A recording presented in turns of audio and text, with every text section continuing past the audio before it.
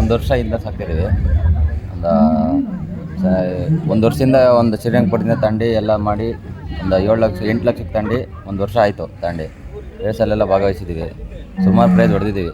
ಒಂದು 3 ಬೈಕ್ ಹೊಡೆದಿದ್ದೀವಿ. ಸುಮಾರು ಎಲ್ಲ ಒಂದು 8 ಗ್ರಾಮ್ ಚಿನ್ನ, NK ರೇಸಲ್ಲಿ 8 ಗ್ರಾಮ್ ಚಿನ್ನ ಎಲ್ಲ ಹೊಡೆದಿವಿ. ಖುಷಿ ಆಗುತ್ತೆ ಅಷ್ಟೇ. ಹೇಗೆ ಒಪ್ಕೊಳ್ಳುತ್ತೆ ಮನೆ ಮಂದಿ ಜೊತೆ? ತುಂಬ ಒಟ್ಟಿಗೆಲ್ಲ ಒಂದು ಸ್ವಲ್ಪ ಪರವಾಗಿಲ್ಲ, ಹೆಣ್ಮಕ್ಳೆಲ್ಲ ಇಟ್ಕೊತಾರೆ, ಹಂಗೇನಿಲ್ಲ. ಮತ್ತು ನಮ್ಮ ವಿನೋಣ ಇದ್ದಾರೆ, ಎಲ್ಲ ಅವರೇ ಮೇಂಟೈನ್ ಮಾಡೋದು. ಪ್ರತಿಯೊಂದು ಅವರೇ ಎಲ್ಲ ದಿನ ಏನೇ ಇದ್ದರೂ ಎತ್ತೆಲ್ಲ ಆಚೆ ಇಡೋದು, ಏನೋ ತಿಂಡಿ ಎಲ್ಲ ಕೊಡೋದು ಎಲ್ಲ ಇವರೇ ಮಾಡೋದು. ವಿನೋಣನೇ ಎಲ್ಲ ಸಾಕ್ತಾರೆ ಅಷ್ಟೇ. ಏನು ಜಾಸ್ತಿ ಮೇವು ಕೊಡ್ತೀರಿ? ಮೇವು ಅಂತಂದರೆ ಬಂದರೆ ಹಿಂಡಿ, ಹುಳ್ಳಿಕಾಳು ಅಷ್ಟೇ. ತಿಂಡಿ 2 ಟೈಮ್ ಕೊಡ್ತೀವಿ. ಒಂದು 8 ಮೊಟ್ಟೆ ಕೊಡ್ತೀವಿ. ಹಾಲೆಲ್ಲ ಹೋಯ್ತೀವಿ. ಈಗ ಕೆಲವರು ಬೈಕು ಕಾರು ಕ್ರೇಜ್ ಇರುತ್ತೆ, ನಿಮಗೆ ಈ ಎತ್ತಿನ ಕ್ರೇಜ್ ಯಾಕೆ? ಸರ್, ಬೈಕು ಕಾರ್ ಅಂತಂದರೆ ಈಗ ಕಾರಲ್ಲಾದರೆ ಈಗ ಒಂದು ದಿನ ಬಂದು ನೋಡ್ತಾರೆ ಅಷ್ಟೇ. ಎತ್ತು ನೋಡಿದ್ರೆ ನಾವು ಇವತ್ತು ಹಿಡ್ಕೊಬಂದ್ರೆ ನೀವೆಲ್ಲ ನೋಡ್ತೀರ, ಮತ್ತು ಇನ್ನೊಂದಕ್ಕೆ ಹೋದರೆ ಇನ್ನೂ ಎಲ್ಲ ನೋಡ್ತಾರೆ. ಆದರೆ ಕಾರ್ ಹತ್ರಕ್ಕೆ ಹೋದರೆ ಯಾವ ಕಾರು ಏನು ಕೇಳೋಲ್ಲ. ಎತ್ತಿಂದ ಆದರೆ ಹೆಂಗಿದೆ ಅಂತ ನೋಡ್ತಾರೆ. ಅದಕ್ಕೋಸ್ಕರ ಒಂದು ಎತ್ತಿನ ಮೇಲೆ ಕ್ರೇಜು.